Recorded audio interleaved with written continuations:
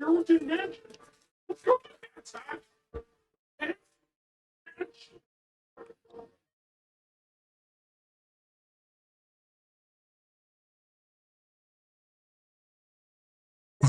natin breaking news, yung Mima Alicia raw. Mima Alicia, yung vlogger ng BBM to eh. Natsugi na, binaril daw, pinatay. Ito yung parang na-vlog ko na rin to na raw may kay Bibi Sara din eh. Meron akong vlog nito, Mima Alicia. O pakinggan natin to si Edgar Mejorada. Mejorada. Mag-subscribe po tayo sa kanya. O sige, panoorin natin to. Ito sa kay Tatay Digong, respeto lang. Kasi matanda na ho yan, hindi ho yung yung pinagagawa mo na ginagawa mong tatay mong karton, ipasok sa garapon, below the belt ho talaga yon. Kaya itong nangyari sa kanya ngayon, iwan ko lang kung sino yung seryosong nakipagsimpatiya dito sa kung nawala siya kasi disgrasya kasi ito nangyari sa kanya kasi binaril ho ito doon sa kanyang lugar sa Caloocan at madaling araw ho ito nangyari. Kaya itong mga kasamahan niya dito, siyempre mga kasamahan niya, kinukundina ito nangyari sa kanya. So may mga opinion din na hindi nagustuhan dito, natutuwa. Para sa akin, ang ginawa kasi niya dito kay Tatay Digong, sobrang na talaga, lalo kay BP Sara din, na sinasabihan niya na nagpalaglag, nagpapingbang ng ibang lalaki, nagpalaglag sa ibang bansa. Grabe naman. Kung mayroon ka pang natitirang pinag-aralan mo, itira mo naman. Huwag naman yun na porkit nandiyan ka sa social media na lahat na lang sasabihin mo, parang wala nang katapusan ng mundo. Respeto, galang sa kapwa-tao, galang din sa Vice Presidente. Ako, kahit pa sabihin natin na ito si Bongbong Marcos, maraming hindi magandang ginawa. Mayroon pa naman din akong, sa 5 daliri, dito pa rin, mayroon pa rin akong natitirang respeto kay Bongbong Marcos. Bilang isang senior citizen ba? Pero ito yung ginawa niya kay Tatay Digong. May dalang karton at saka nagsasayaw. Sinasayawan niya. Tatay mong karton. Tatay mong karton. Nilalagay sa garapon na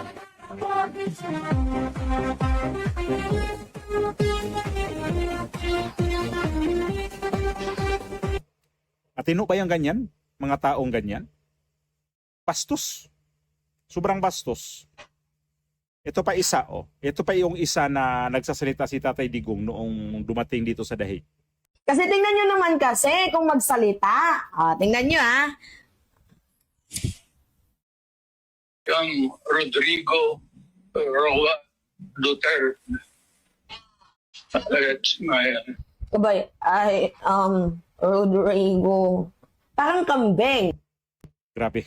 Parang kambing. Tinawanan niya tapos sinabihan niya parang kambing. Grabe yan si Mima Alicia. Below the belt yan. Siguro ganyan talaga Dumating din yung niya. Karma sa buhay niya. Basta makapag-vlog lang. Below the belt. Grabe yan. Grabe yan. May mga napanood ako. Grabe. Puro Duterte. Parang si Auntie Claire. Puro Duterte rin. Hindi na yan. Basta kumita lang.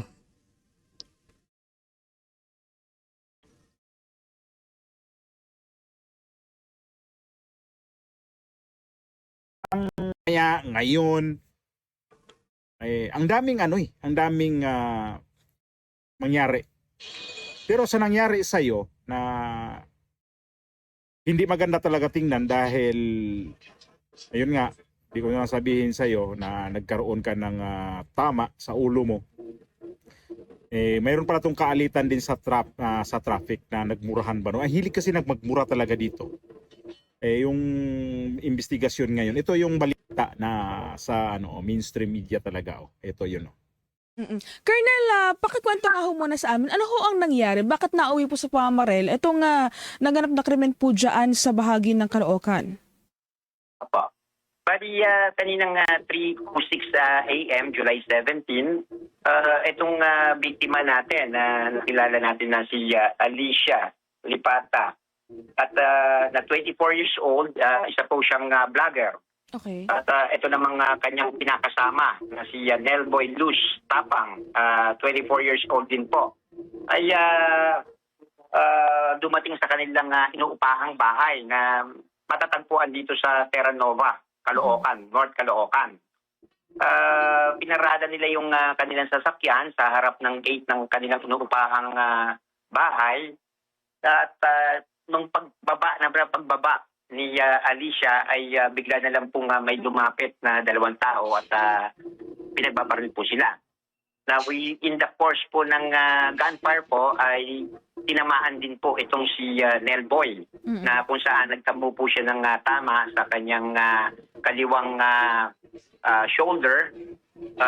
May tama rin po siya sa kanyang braso at sa kanyang binte. Samantalang itong si Alicia ay nagtambo po ng tama sa ulo at saka sa dibdib po niya. Si Nelboy po ngayon ay nasa hospital dito sa Camarines Doctors Hospital dito sa North Caloocan. Doon sa ating crime scene, ano? Nung inimbestigahan po natin ito, nag-conduct po tayo ng technical investigation. Nakasuot ng CCTV upang ma-locate po natin and eventually ma-identify at ma-arresto po natin yung mga suspect. Ano pong motive na lumalabas, Colonel Goforth? Eventually, nung kinasuhan niya, Mga tao ngayon dito sa kanya, hati o mas lamang yung opinion na pinagtatawanan siya. Pinagsabihan siya ng buti nga.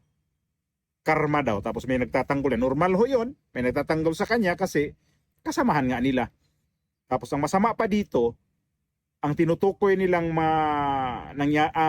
gumawa nito, mga Duterte daw na naman, putragis naman. No? Duterte na naman, parang si Auntie Claire, yung kupal na yan. Auntie Claire. Duterte na naman yan, sigurado yan sa pagbablog niya. Hindi naisip ninyo yan, wala sa utak ninyo yan. Si Pangulong Duterte nandito sa dahig. Ano pa bang niyan? Di naman pwede na manood ng TV yan na nakamonitor sa Pilipinas. Limitado ho ang galaw niya doon sa loob. Yung mga anak niya, mag-hired pa ba yan ng mga tao niyan para anuhin ka? Gawin kang gawin kang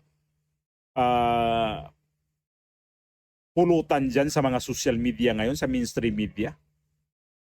Katakot-takot ang kaso nitong BP Sara. Ayan na nga ang hirap kasi nito sa kanya nung buhay pa, puro Sara Duterte ka. Puro Pangulong Duterte ka. Wala ka ibang maikontent. Kaalyado ni Pangulong Duterte, ito si Bato de Rosa, dinamay niya to. Yan na. Yung pagsasalita mong bulol, ayan na ngayon. Hindi ka na makapagsalita ng bulol. Ikom na bibig mo habang buhay na. Kasi minsan naman tayo kasi kung galit tayo sa mga politiko na natin, na ayaw natin, huwag naman yung sobra-sobrang below the belt talaga yung sasabihin natin. Huwag naman yung ganyan na matanda na tapos pagtawanan mo pa. Kabastusan ho yun. So yung kabastusan mo, iiwan mo na sa mga sa iba pang buhay pa dyan. Kasi sigurado naman yung mga sabihin ninyo, ang mga Duterte vlogger, mga bastos, bastos din naman kayo din eh. Sabihin natin, parehas lang tayo, ganti-gantihan na lang na pagbastos sa mga bibig. Yun na lang talaga. Kasi, pero yung mga ginagawa nito, minsan naman nagsasalita rin ko, iniisip ko rin yun na, foul yun ha. Hindi ko na sinasama rin yun sa minsan binubura ko na rin yun. Kaya lang, may tao talagang ganun. So, sa mga kumakampi sa kanya, sana nga, sabi ninyo, manaig ang hustisya, ipalabasin na ang hustisya.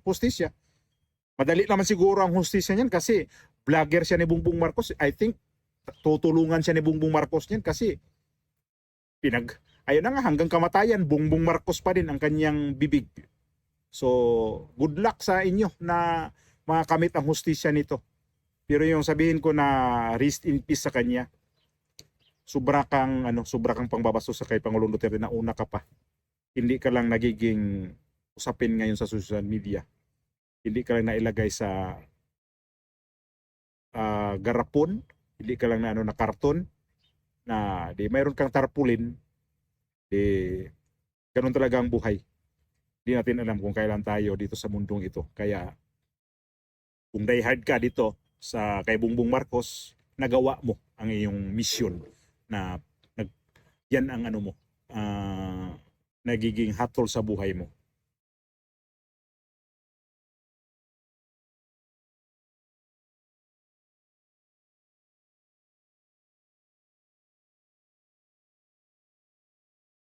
Babu!